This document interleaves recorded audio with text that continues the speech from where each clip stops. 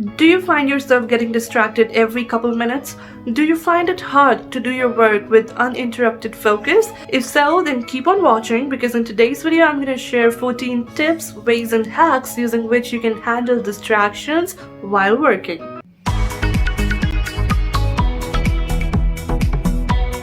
Hey everyone, welcome back to my channel. We are living in this modern era where technology comes to our rescue for every problem that we face. But as they say, too much of a good thing is a bad thing, and so too much technology has started becoming more of a distraction, and that hampers our progress. So let's quickly dive into the video and talk about the 14 tips and hacks that can help you handle distractions while working. Having a structure and knowing what you're going to do in the day helps beat a distraction so much. When you do not have a plan or a structure right in front of you, it acts as a distraction because you just spent so much time thinking of what you're going to do next. So a great way to do this is to plan your day the night before. You will be more likely to stick to the schedule this way, and you will wake up in the morning with a clear intention. This also helps you to avoid decision fatigue as you're trying to come up with the things and you're trying to plan the day in the morning. And when you're planning your day, make sure that you're giving yourself 3 most important tasks. Just 3, and if you want you can give yourself 3 additional tasks, but first decide on the 3 most important tasks that you want to get done that day. And when you give yourself just 3 important tasks to do, you are limiting your list to only the tasks that are most important for your growth, and you would not be focusing on the tasks at all that end up eating a lot of your time and that do not help you grow at all. Now my next tip is to start as early as possible in the morning and tackle the tasks that require the most focus first. When you wake up in the morning, you are full of energy and you have so many cognitive resources available, which start draining as the day goes by. Plus, if you wake up before everyone else, then you automatically avoid the distraction where everyone else is pulling you in a million different directions. There is no disturbance, there is no noise, all you have is silence, energy, and yourself. So utilize this time wisely and get at least one thing done before others are awake.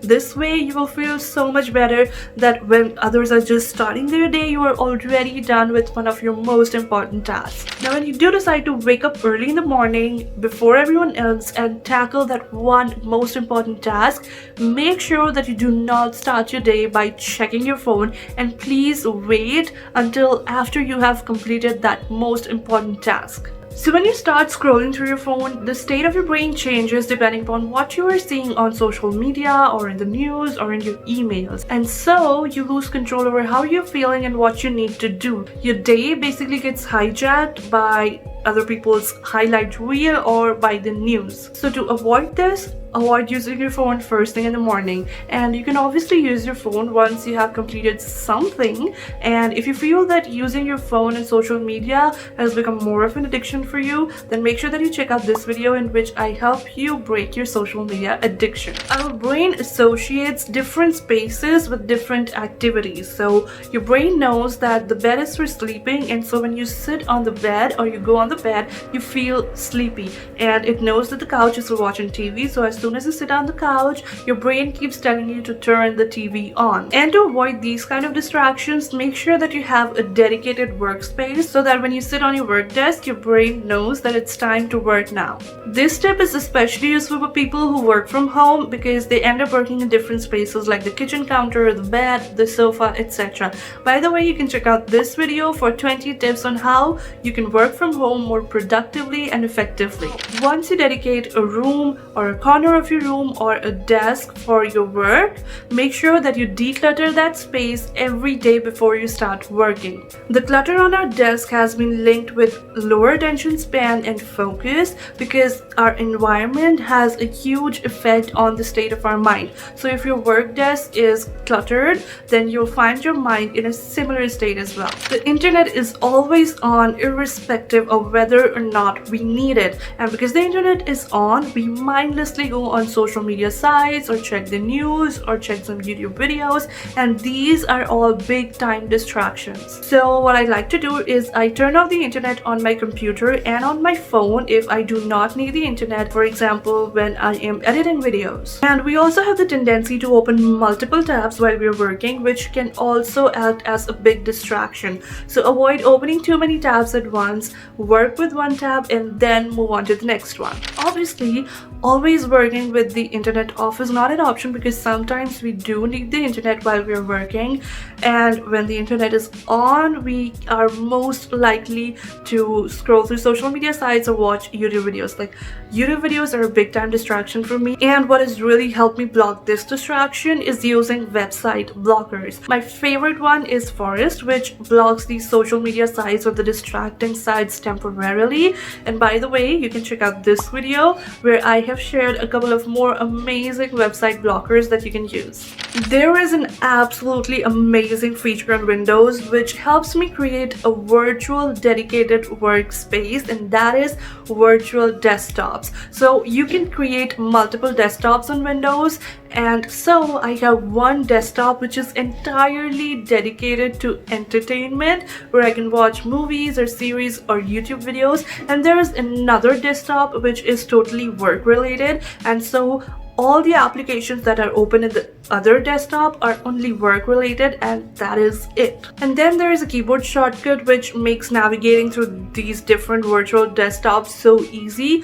All you have to do on Windows is that you have to press Command key, the Windows key, and then you have to use the left and right arrow keys to access the different desktops. Well, you can do something similar on macOS as well, but I'm not really sure how you can do that. I'm going to leave a link in the description box below by Apple support that tells you how you can do that, and I'm going to leave a similar link for Windows as well that has all the commands that you need to access virtual desktops. Another form of distraction that we face a lot is over learning. So we learn and learn and learn about the thing that we want to do, and we just keep learning and never implement what we learned. We just keep gathering more and more information, and then we wait to feel like it, or we wait for the right moment or for the right time. Guys, the right moment, the right time is right now. The moment you decide to start taking action is the right moment that you've been waiting for. So stop waiting anymore, gather the basic knowledge that you need, and then start taking action. Taking action and implementing what you've learned is going to teach you so much more than trying to just keep gaining knowledge and trying to learn everything to try and do that work perfectly.